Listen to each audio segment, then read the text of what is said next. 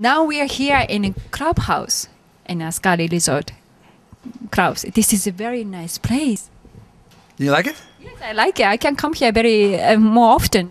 You should do, because we're open for guests like you, and we love to have you here. But I have to be a member, yes? Yes, you do.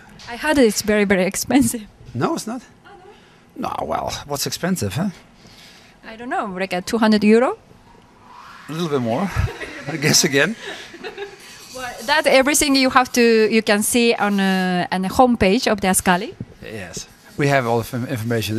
It's ascari.net. So This is a clubhouse that all your member comes after the race. Well, it depends what days. We have for members, we do 50 days a year. So they have a choice out of 50 club days, and they can bring their own cars, they can rent cars, we can store the cars for them, and they bring guests. So there are 50 specifically designed, you could say, but specifically dedicated days for members.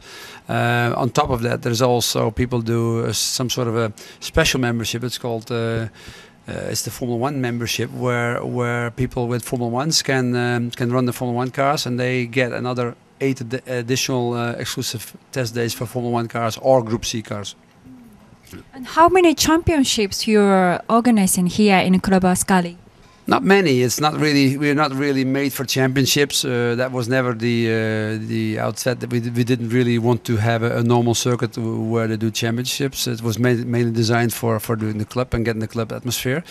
I walked around other circuits, and I found that most circuits are being used by reasonably wealthy people, because motorsport is not cheap, and you find a lot of circuits have very bad facilities, like very bad showers and toilets and stuff. So we actually thought it's time that somebody puts something together which is very attractive in a very nice area, in a very nice climate, with very nice facilities. So to entertain, or specifically designed for gentlemen racing drivers.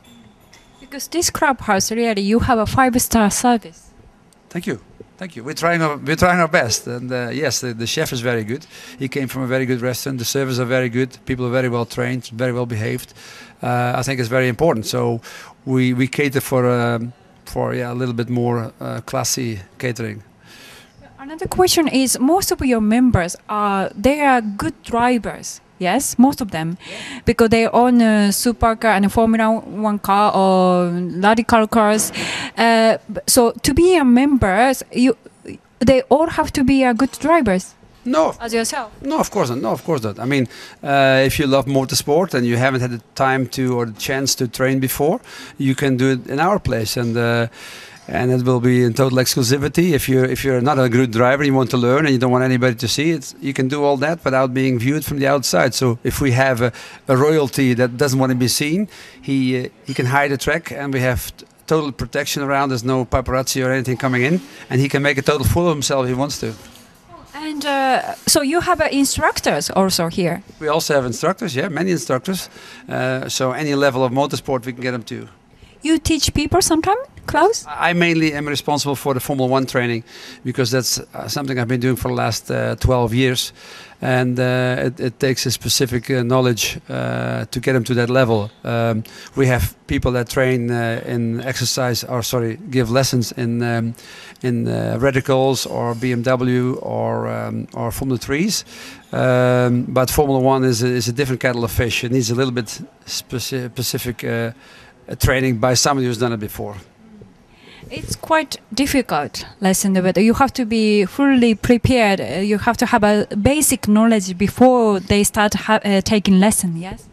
Not really, not really. No. I mean, if you're an enthusiast and you've been enthusiastic car nut for years, I'm sure you've been probably practicing on the road, which anybody, I wouldn't recommend, but I'm sure people do that, and they probably have a basic knowledge anyway.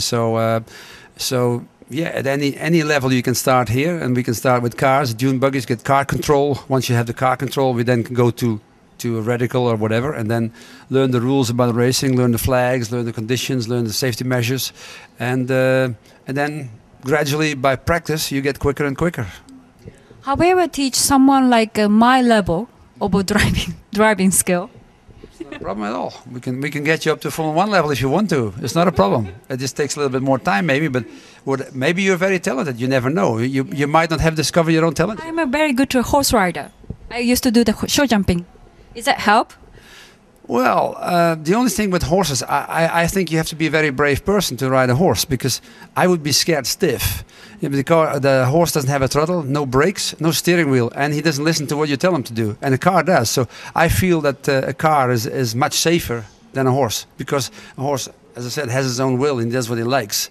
A car should listen to the controls you put in. So to me, horses are very dangerous, but I admire you for being able to do it. So I was very young.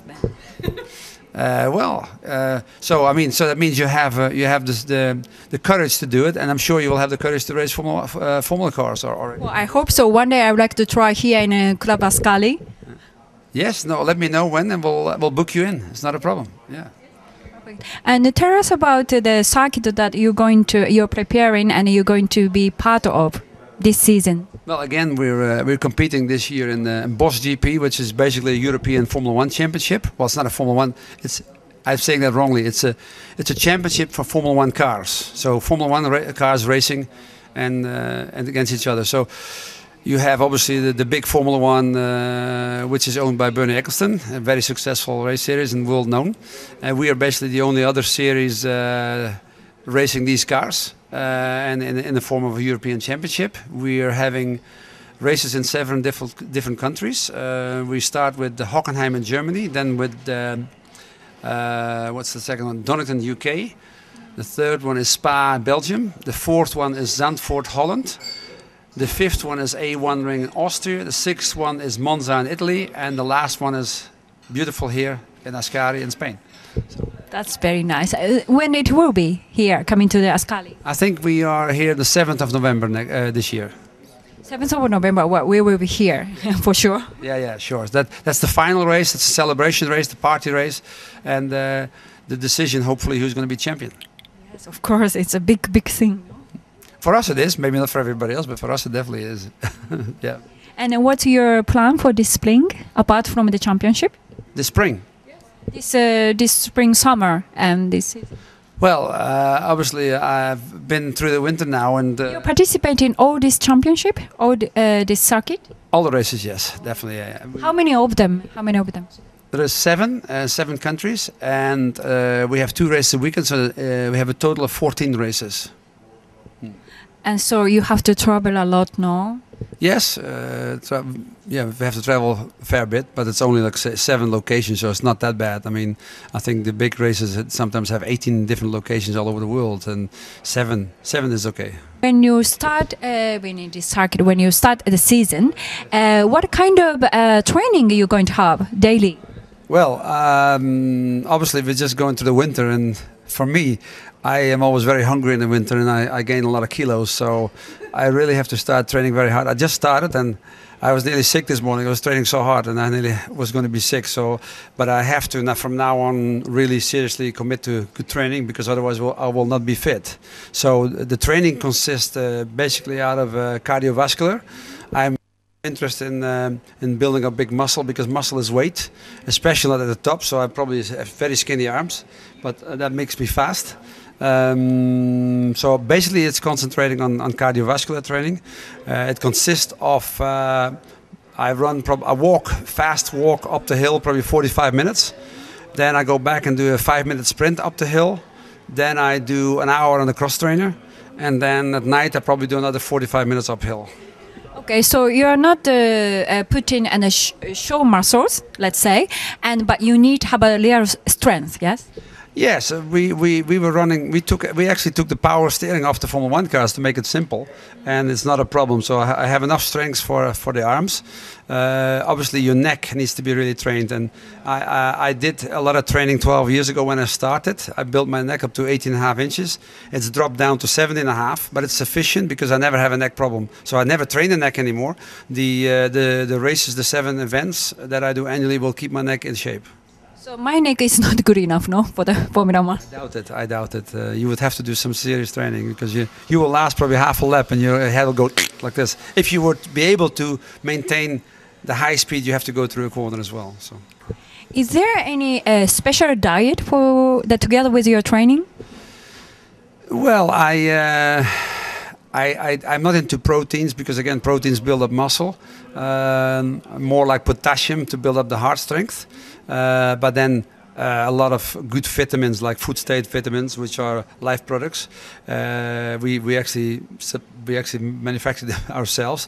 It's a product that keeps your immune system up and also has all the ingredients you need.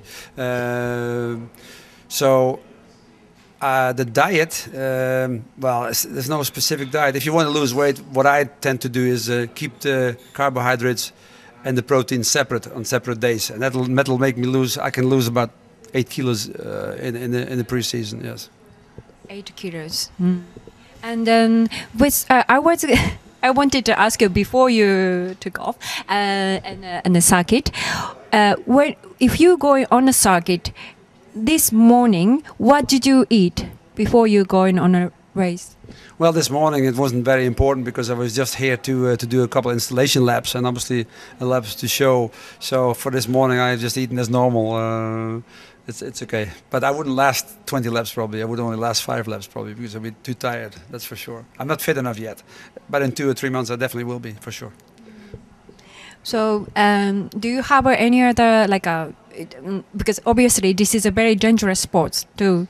Do you have a kind of, do you always have a lucky charm or whatever you always carry before you go on a circuit? No, not really. No. I am not a great superstitious person. No, I'm not.